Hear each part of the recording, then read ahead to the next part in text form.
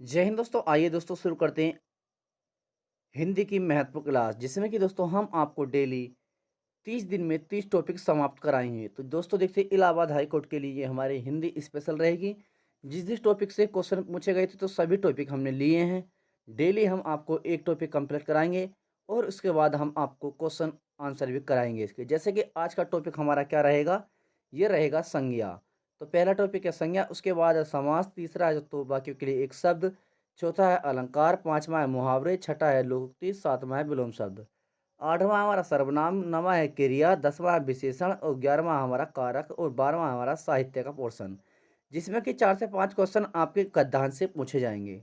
और इसके बाद हम ले लेते हैं उपसर्ग, उसके बाद लेते हैं प्रत्यय, उसके बाद लेते हैं लिंग, उसके बाद लेते हैं वर्तनी, उसके बाद लेते हैं शुद्ध वाक्य और इसके बाद लेते हैं हम संधि। तो दोस्तों जोड़ सकते हैं, आपके 25 क्वेश्चन पूछे जाएंगे हिंदी में 25। तो दोस्तों हम 30 क्लास कराएंगे, 30 क्लास में से आपको 25 क्वेश्चन हम फंसाने की गारंटी देते हैं। तो इसलिए आपको एक भी क्लास मिस नहीं करनी है, डेली हमारे चैनल पर बने रहें। तो चलिए शुरू करते हैं दोस्तों। पीडीएफ से हम पढ़ाएंगे क्योंकि हमने बोर्ड पे पढ़ाने में काफ़ी समय लगेगा, इसलिए हमने पीपीटी बनाई है। पीपीटी से आपको पूर्ण संपूर्ण तरह से हिंदी कंप्लीट कराएंगे। तो चलिए शुरू करते हैं, कम समय में अधिक से अधिक क्वेश्चन। तो क्वेश्चन नंबर हमारा संज्ञा के देखते हैं पहले। संज्ञा, तो चलिए दोस्तों संज्ञा के बारे में देख लेते हैं। हम संज्ञा के बारे में शुरू करते हैं दोस्तों। संज्ञा शब्द,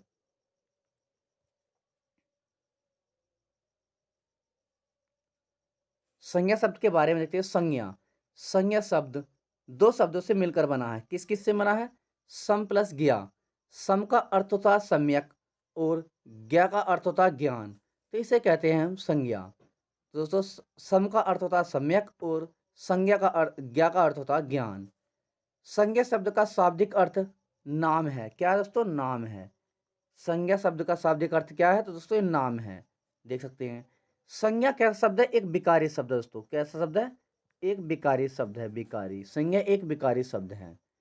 तो दोस्तों काफ़ी समय लगता है पीपीटी बनाने में दोस्तों। इसी प्रकार हम आपको पूर्ण पूर्ण टॉपिक कंप्लीट कराएंगे और एक भी क्वेश्चन आपका नहीं बचेगा। चलिए विकारी शब्द देखते हैं। विकारी शब्द के बारे में देखते हैं, जिसका मतलब है कि विकारी शब्द होता है जिसका मतलब है कि सॉरी, गले में थोड़ी दिक्कत है। जिसका मतलब है कि लिंग, वचन एवं कारक के आधार पर परिवर्तन किया जाता है, इसे हम विकारी कहते हैं। चलिए संज्ञा शब्द की परिभाषा भी पूछी जाती है किसी किसी एग्जाम में। तो दोस्तों देख लेते हैं, संज्ञा शब्द की परिभाषा भी हम देख लेते हैं। संज्ञा शब्द की परिभाषा है आपकी दोस्तों।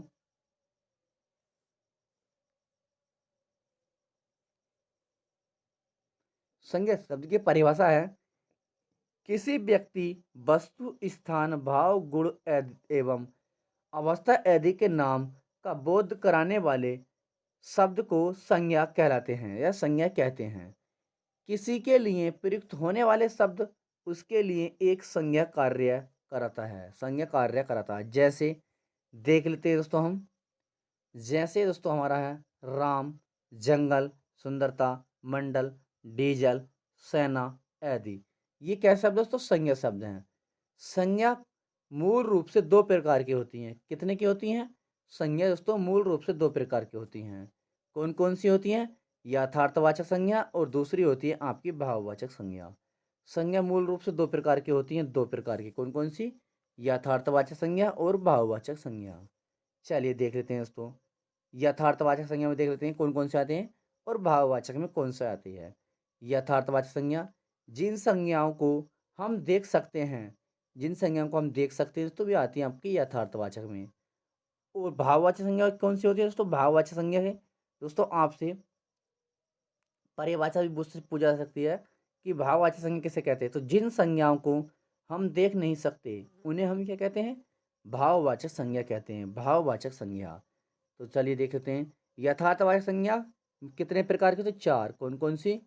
व्यक्तिवाचक संज्ञा, जातिवाचक संज्ञा, पदार्थवाचक संज्ञा और समूहवाचक संज्ञा। और भाववाचक आपकी होती है एक।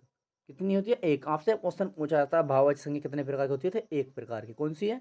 ये केवल भाववाचक संज्ञा कहते हैं इसे। चलिए देख लेते हैं दोस्तों आगे। ये दोस्तों मोस्ट इम्पोर्टेंट क्लास है हमारी, एक भी क्वेश्चन आपका इससे बाहर नहीं जाएगा। संज्ञा के भेद, संज्ञा के भेद देख रहे हैं।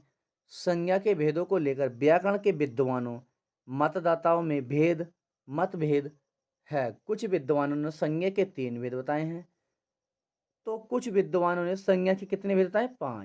5। जो विद्वान संज्ञा के 3 भेद बताते हैं वह विद्वान द्रव्यवाचक व समूहवाचक संज्ञा को जातिवाचक संज्ञा के अंतर्गत रखते हैं।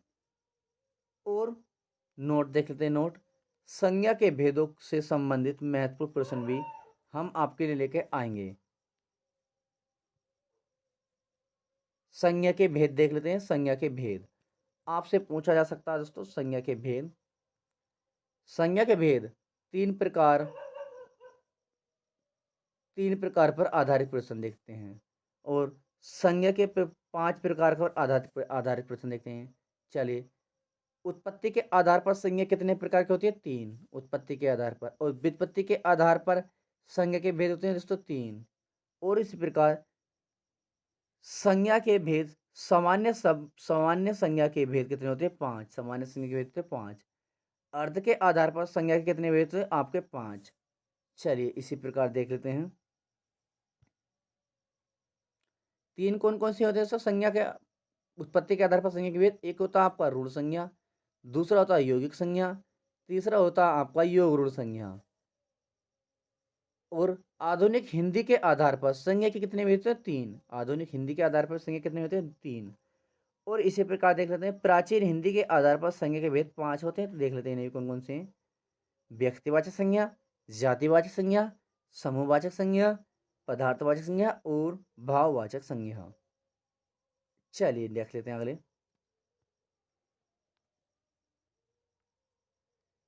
ध्यान दें, जब कुछ ना दिया हो, खाली संज्ञा का भेद पूछा गया हो, तो आपको संज्ञा के 5 भेद बताने हैं।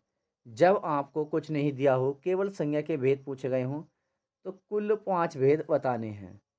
संज्ञा को पहचानने की महत्वपूर्ण जानकारी देख लेते हैं। संज्ञा को पहचानने की महत्वपूर्ण जानकारी या ट्रिक के अनुसार देखते हैं। व्यक्तिवाचक संज्ञा में देख लेते हैं। व्यक्तिवाचक संज्ञा, पहली हमारी व्यक्तिवाचक संज्ञा, दृश्य एकवचन और विश्व भर में अकेली होती है। दृश्य जो है दोस्तों एकवचन होगा और विश्व भर में अकेली।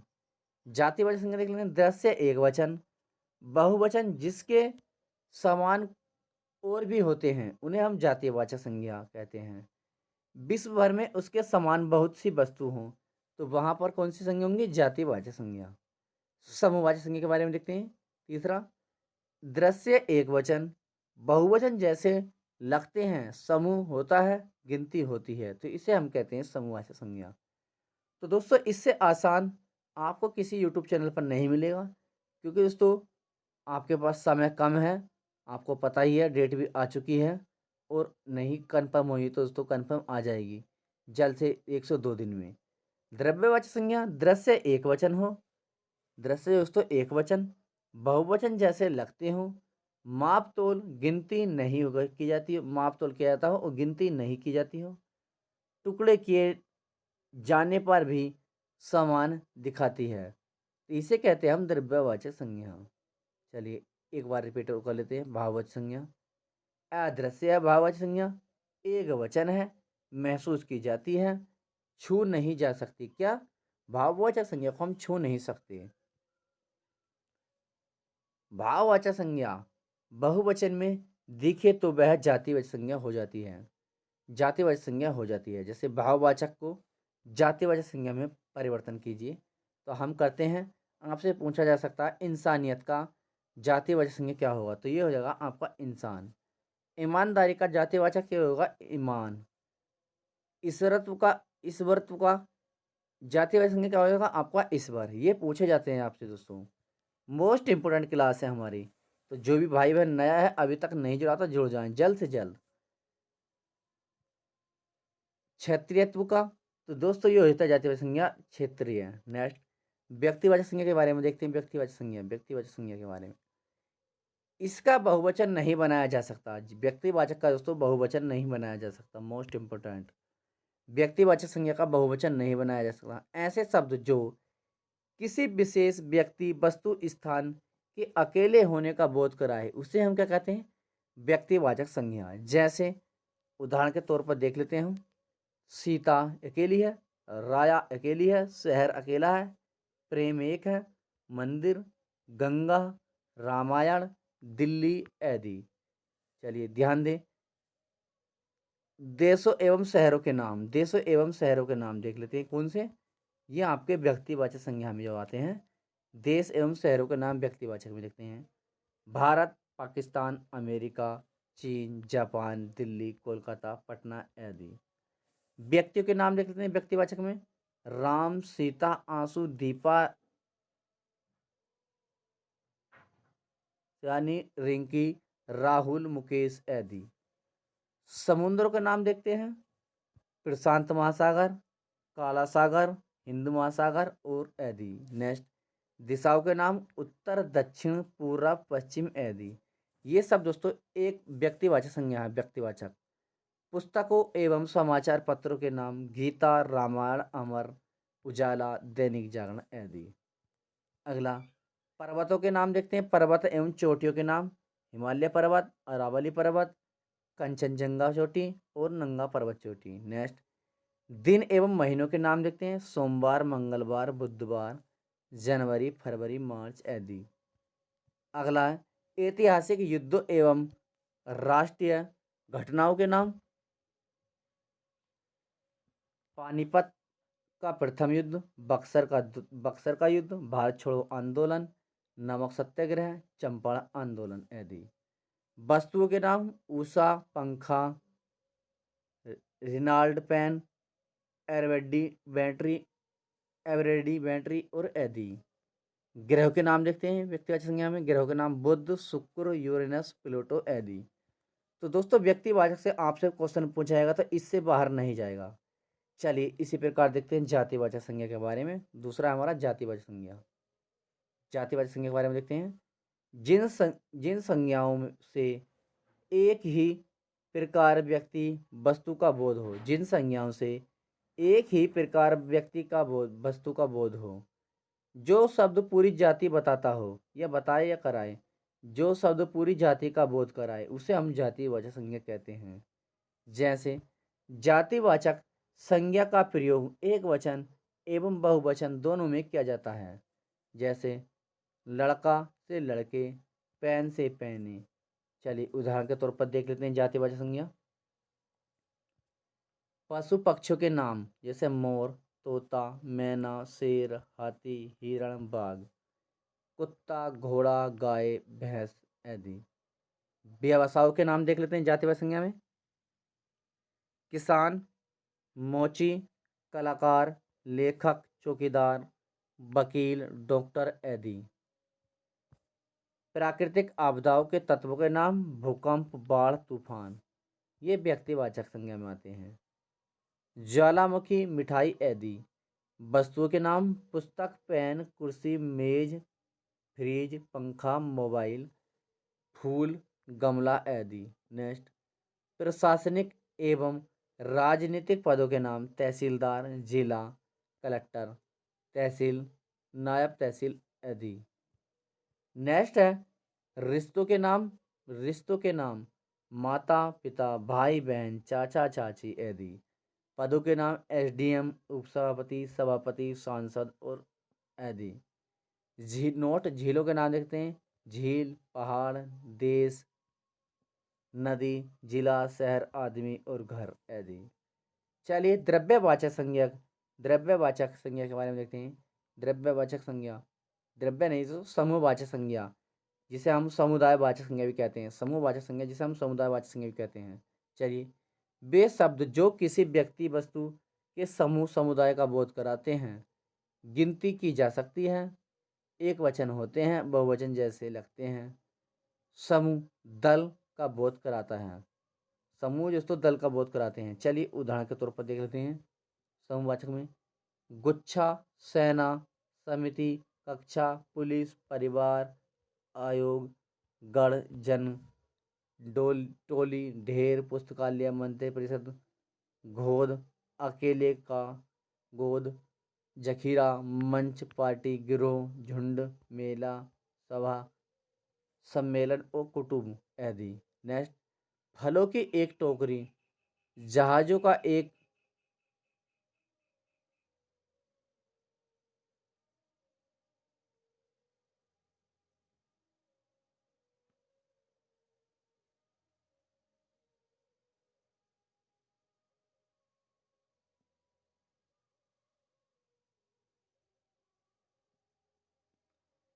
चलिए ऐदी देख लेते हैं। मोस्ट, फलों की एक टोकरी, जहाज़ों का एक बेड़ा, गोलियों का एक बौछार आदि ऐसे शब्द समूहवाचक संज्ञा होती हैं। अगला देखते हैं द्रव्यवाचक संज्ञा। द्रव्यवाचक संज्ञा के बारे में देखते हैं। पदार्थवाचक संज्ञा, जो शब्द किसी ठोस तरल पदार्थ, अधातु, धातु, अधातु या द्रव्य का बोध कराते हैं, उसे हम द्रव्यवाचक संज्ञा कहते हैं। इसे नाप तोल की जाती है, गिनती नहीं की जाती। एक वचन होते हैं, बहुवचन जैसे लगते हैं, टुकड़े किए जाने पर भी समान दिखती है। चलिए देख लेते हैं। तेल, दूध, घी, शक्कर, गैस, डीजल, पेट्रोल, पनीर, सोना, चांदी, तांबा, पीतल, लोहा, प्लास्टिक, स्टील, हीरा, गेहूं, चावल, कोयला, चीनी, फल आदि। चलिए अगला देखते हैं। भाववाचक संज्ञा और देख लेते हैं दोस्तों। भाववाचक संज्ञा, जिन संज्ञा शब्द से व्यक्ति या वस्तु, गुण, धर्म का, दशा आदि का बोध होता है, ऐसे स्पर्श नहीं होती। भाववाचक संज्ञा का निर्माण जातिवाचक संज्ञा, सर्वनाम, क्रिया विशेषण एवं अव्यय शब्दों में प्रत्येक जोड़कर किया जाता है। भाववाचक संज्ञा का प्रयोग हमेशा एक वचन में होता है। बहुवचन होते ही जातिवाचक संज्ञा का रूप धारण कर लेती है भाववाचक संज्ञा। उदाहरण के तौर पर देख लेते हैं। क्रोध, हाय, दया, दौड़, सुंदरता, अमीरी, गरीबी, ठंड, ठंडा, ईमानदारी, चुंबन, ईर्ष्या, गुरुत्व, मिठास, ममत्व और जलन, औचित्य, रोशन आदि। भाववाचक संज्ञा का प्रयोग हमेशा एक वचन में होता है। भाववाचक संज्ञा का प्रयोग हमेशा एक वचन में होता है। बहुवचन होते ही जातिवाचक संज्ञा का रूप धारण कर लेती है। चलिए, आजकल गांव में चोरियां बहुत हो रही हैं, उस पर दुखों का पहाड़ टूट पड़ा। अब तो नज़दीकियां भी दूरियां बन गई। तो दोस्तों आज की क्लास हम भाववाचक संज्ञा की यहीं समाप्त करते हैं। मोस्ट इंपोर्टेंट टॉपिक रह जाते हैं। तो दोस्तों हम कल की क्लास में आपको क्वेश्चन और जो थोड़े से पॉइंट बचे हैं हम आपको कर कंप्लीट करा देंगे। जैसे भाववाचक संज्ञा का निर्माण 5 प्रकार से होता है। विशेषण से, सर्वनाम से, जातिवाचक से, क्रिया से और अव्यय से। तो ये दोस्तों हमारी क्लास नंबर 2 में रहेगी। आज की क्लास हमारी पहली थी। तो दोस्तों डेली बने रहे, हम इस पीपीटी द्वारा आपको संपूर्ण हिंदी कंप्लीट कराएंगे। अगर आपने ये हमारी क्लास कंप्लीट कर ली तो आपका एक भी क्वेश्चन, जैसे कि एसएससी जीडी में 20 क्वेश्चन पूछेंगे और इलाहाबाद हाई कोर्ट में ग्रुप सी, ग्रुप डी और बी में सभी में 25 क्वेश्चन पूछेंगे। तो आपका एक भी क्वेश्चन नहीं बचेगा। तो चैनल पर जो भी नया है जल्दी से जल्दी जुड़ जाएं और चैनल को सब्सक्राइब कर लें। जय हिंद दोस्तों।